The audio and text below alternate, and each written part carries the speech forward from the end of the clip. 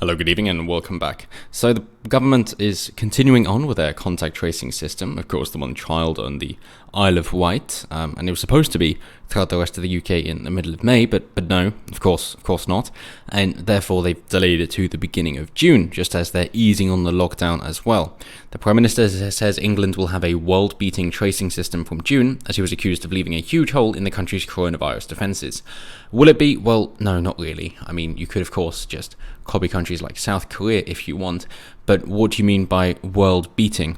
For example, if it is supposed to be tracking everybody that everybody else interacts with, or is it supposed to be then acting upon it, in which case surely then you'd want something that is authoritarian like South Korea. Would that be better? Or is world beating just to be aware of these things and then not do anything?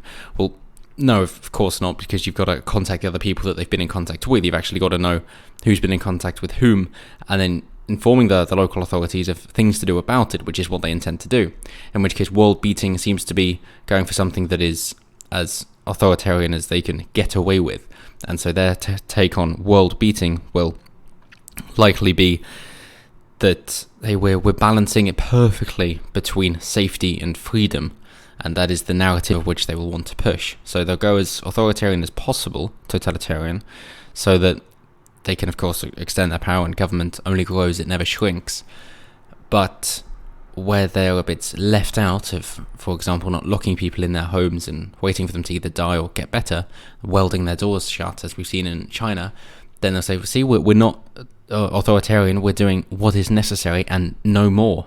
And therefore you can pick your own idea of what the best is along that sliding scale. So as the BBC point out, contact tracing is a system used to slow the spread of infectious diseases like coronavirus, and is already being used in Hong Kong, Singapore and Germany, and of course South Korea.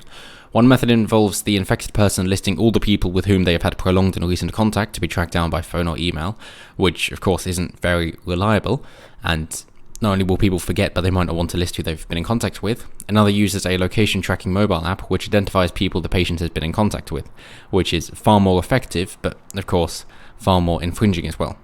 The NHS contact tracing app, which is currently being trialled on the Isle of Wight and was initially meant to be launched across England in mid-May, will be rolled out at a later date, number 10 suggested. It comes as the number of people who died after testing positive for the virus, not dying from coronavirus, but they tested positive and they died, increased by 363 to 35,704, the government said on Wednesday. So much data manipulation. Keir Starmer, of course, didn't like any of this, saying that, hey, you abandoned tracing, it seems like you haven't been doing anything at all. Johnson replied saying that we've had 24,000 contact tracers who have been recruited, so hey, there are new jobs from the lockdown. Isn't that nice? But as they say, do not expect a fully functioning, perfect track and trace system to be up and running by the 1st of June. Well, of course not. But the idea is to be able to deal with 10,000 new cases per day, so they can track those as they go across in order to have a better understanding of when they can lift the regulations, trying to get that R value to 1 or below, of course. And contact tracing is very labour-intensive work because it's such a large network that you've got to keep a track on, that they take so many staff in order to be able to do this. So Johnson said 125,000 care home staff have been tested, and that the government was absolutely confident we'll be able to increase testing in care homes and across the whole of the community. He added, and thanks to the hard work of Matt Hancock and his teams, we'll get up to 200,000 tests in the country by the end of this month. It comes as the Prime Minister said the deaths of 181 NHS workers and 131 social care workers had reportedly involved COVID-19. Oh, they keep saying this. It's the same thing with allegedly. In other developments, Johnson rejected calls to scrap the fees that overseas health workers have to pay to use the NHS. Fantastic.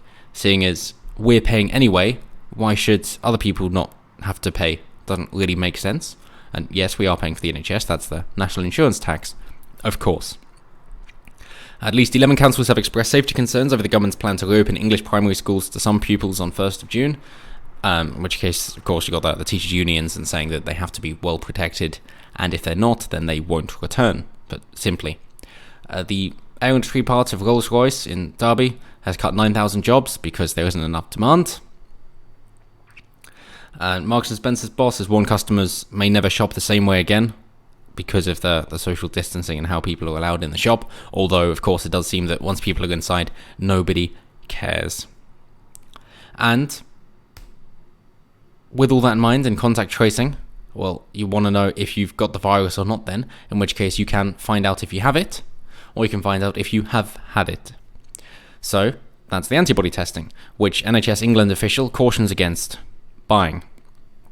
Of course, they are bringing out their Swiss one, joint with Scotland, pretty soon, which is a 99.8% positive result, as in correct, so you don't get false positives or false negatives. But the one that's available at the moment is 97.5% reliable, and it sells for £69, and you can buy it from Superdrug. But it's back to the idea of immunity, saying just because you've had it doesn't mean you are immune again. That depending on which kind of coronavirus you have, the body is only immune for a certain amount of time, in which case it's not safe to then go back out if other people have it, because you would get infected again and could suffer worse the second time around. But on the flip side, of course, that as they say here, that there are 4 coronaviruses that produce the symptoms of the common cold and immunity is short-lived. 2 coronaviruses, so SARS, which is the one this is closest to, and MERS, antibodies have been detected a few years later. So they're the ones that we want to be keep an eye on most closely. SARS in particular, because that's the one that is closest to what we have now. It is SARS-CoV-2, after all, and it has been detected a few years later. But if the antibodies don't last very long, then what you want is booster shots. So just like you have a vaccine, then a few years later you'd have boosters, or every year for the flu season, but that changes, so it's slightly different. You would want booster shots. You would want your immune system to be topped up. A great way of doing that, at a really low cost, is to have people interacting very frequently, because then they've got their immunity, they go back out, they get it again, the immunity is still there, in which case then the antibodies are topped up, if you will, is more made, in which case they don't suffer. So if it only lasts a few months, with the short-lived, then it's fine. It's perfectly fine, because at that rate, if you get it again, then you're immune again, at which point you get the herd immunity, so then it's no longer transmissible, and nobody has to worry because it isn't there anymore. If it does come back, then there could be an issue. Which is why, if you keep people locked down and they don't go outside, then their immunity might disappear, if that's what they're suggesting here. Then they're allowed back out and you have a second wave.